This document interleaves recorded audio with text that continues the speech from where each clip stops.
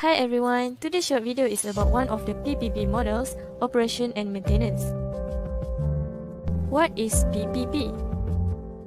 PPP or Public-Private Partnership is a long-term contract between a private party and a government entity for the provision of public services and development of public infrastructure in which responsibilities and rewards are shared. PPP consists of various models including operation and maintenance, leasing, building rehabilitation and ownership. The allocation of risk, obligation and investments between the private and public sectors are varies for each of the model. Starting from the left side, model feature more government control, whereas obligation and investments are mainly borne by the public. Then moving to the right are models with progressively more involvement from the private sector. However, in this video, we'll only be focusing on one of the PPP models, the operation and maintenance. Operation and maintenance involve a private sector partner under contract operates a publicly owned asset for a specific period of time. The public partner retains ownership of the assets, while the payment made to the private partner is based to the specific performance targets. Such linkage between the performance and payments creates an incentive for the private operator to achieve higher efficiency.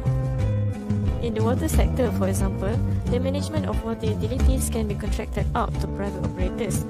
To encourage efficiency gains, the private operators' payments are tied to the specific targets, such as the volume of water saved through leakage reduction. In this model, there is no transfer of commercial risk. Payments to the private operator do not depend on the utility tariffs or on the number of users. The absence of commercial risk for the private partner can make this model less challenging to implement. Another example of linking profit to performance is performance-based road maintenance contract.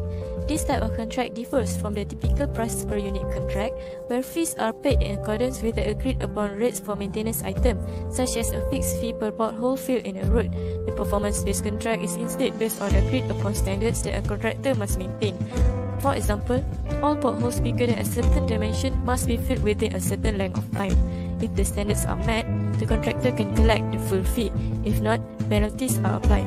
Hence, the private operator is incentivized to maintain the assets in good condition. The performance-based model also provides cost certainty to the government. If compliance with the maintenance standards set by the contract is more costly than anticipated, such cost overrun will be borne by the private partner. In other words, the maintenance risk is transferred to the private sector. This kind of model changes the dynamic of government involvement considerably from paying for maintenance on a per unit basis to monitoring asset performance based on set maintenance indicators. So, what are the advantages of this model from the perspective of a government? Use of a performance-based model allows the government to benefit from the efficiency and expertise of the private sector to improve service delivery. The government also reduces their own risk by transferring operational and intense risk to the private sector. This model also relatively straightforward and quick to implement. On the other hand, the government can only employ this model with existing infrastructure, as the private partner in this case is not making any capital investment. The government transfers only limited amount of risk. For example, there is no transfer of commercial risk. A private partner might also be reluctant to accept maintenance risk of an asset that it has not constructed if attaining a comprehensive assessment of its condition is not immediately feasible. That concludes our video on operation and maintenance model of PPP. If you have any inquiries, please visit our website www.ppp.org/onm. Thank you.